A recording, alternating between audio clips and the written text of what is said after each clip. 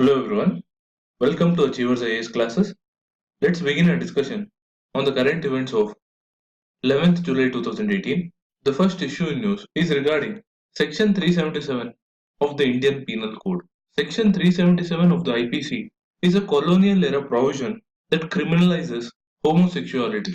Recently, the Supreme Court has observed that the choice of a partner is a person's fundamental right and it can be a same-sex partner.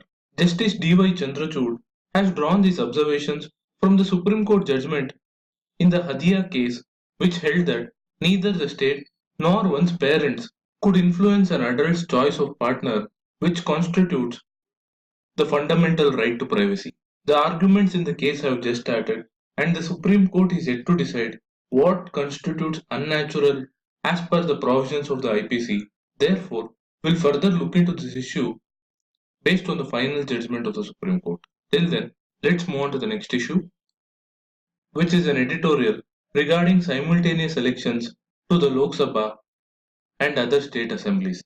As we have already discussed, the Law Commission had held consultations with several political parties on the proposal for simultaneous elections, on which the political parties are deeply divided and many terming it as unconstitutional and impractical. The idea of simultaneous elections has obvious advantages, like there would be a drastic cut in the election expenditure, and also the governments will be able to focus more on the legislation and the governance aspect rather than having to be in the campaign mode forever.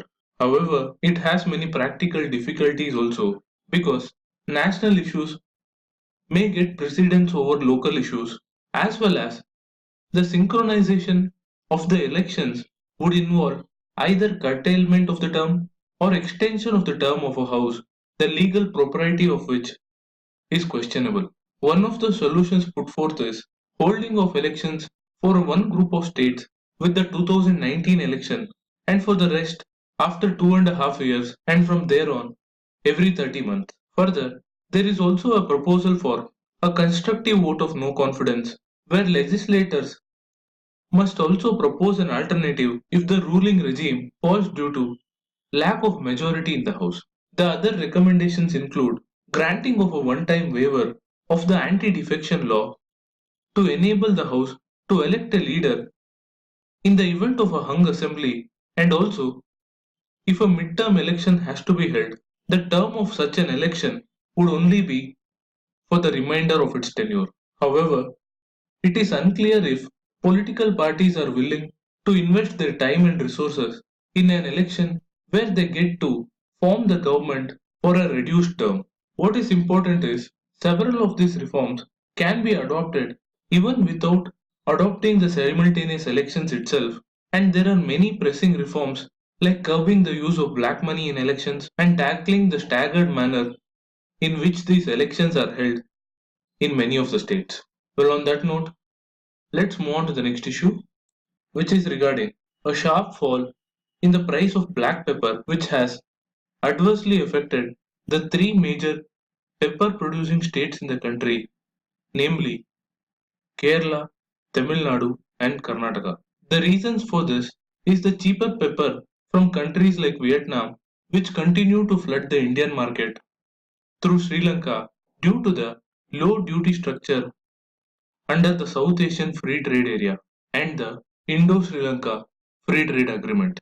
Under the Indo-Sri Lanka Free Trade Agreement, India could import around 2,500 tons of pepper per year without duty, and also above the quota, a duty of just 8% would be imposed as per the South Asian Free Trade Agreement. In this regard, more than 6,000 tons of pepper was imported for domestic as well as re-export purposes, leading to the current crash in prices. Further, the flooding of Indian markets with smuggled pepper from Vietnam via countries like Bangladesh, Myanmar, and Nepal is another threat to the industry which could hurt the farmers' interests. The government had fixed a minimum import price to curb the imports, but with the help of some loopholes in the order and the relaxation of these restrictions, it has failed to generate any positive results.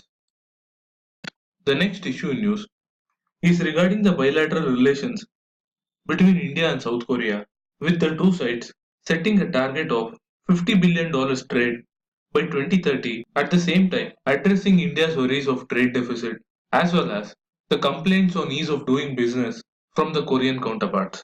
In addition, the two sides have also signed agreements on upgrading the Comprehensive Economic Partnership Agreement, rail safety research, cyber strategy, and a host of other issues. The bilateral vision document has also committed on ensuring a peaceful, stable, secure, and a rules based region. And our Prime Minister has also said that India is a stakeholder and a beneficiary of the Korean peace process. Also, the two sides have signed agreements to undertake development programs in third countries and also training programs in countries like Afghanistan. Overall, the highlight of the visit was the joint statement agreeing to discuss an early harvest package for the Comprehensive Economic Partnership Agreement, which is aimed at identifying the key areas for enhanced trade between the two countries. The next issue news is related to the recent demands made by the US government to limit our relations with Iran after the US decided to walk out of the Iran nuclear deal. Iran, in response, has said that it will end all the special privileges granted to India if we try to replace the Iranian crude oil import with supplies from other countries like Saudi Arabia, Russia, and the United States.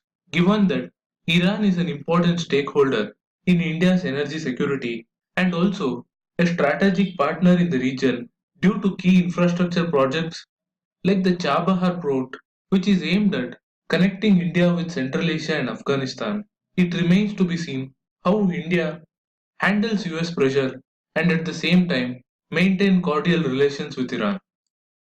The final issue in news today is the Etrade Movement, which is the initiative of the Food Safety and Standards Authority of India.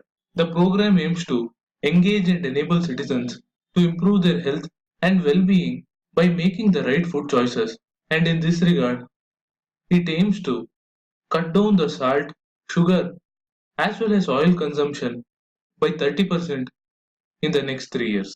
And in pursuance of its aim, it has tied up with 15 major food manufacturers, which is a welcome move given the rising incidence of non communicable diseases.